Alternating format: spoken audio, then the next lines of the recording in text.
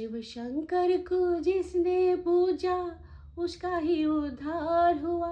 शिव शंकर को जिसने पूजा उसका ही उद्धार हुआ।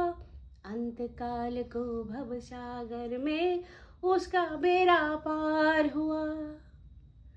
भोले शंकर की पूजा करो, ध्यान चरणों में उसके धरो। शिव शंकर को जिसने पूजा उसका ही उद्धार हुआ। अंतकाल को भवसागर में इसका बेड़ा पार हुआ। भोले शंकर की पूजा करो, ध्यान चरणों में इसके धरो। हर हर महादेव शिव शंभु, हर हर महादेव शिव शंभु, हर हर महादेव शिव शंभु, हर हर महादेव शिव शंभु। तो বিশেষ বিশেষ দিনে আমি একটু মাঝে মাঝে আপনাদের একটু গান শোনাই।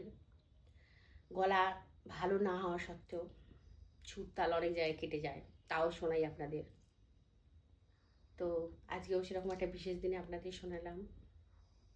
কেমন হয়েছে জানাবেন।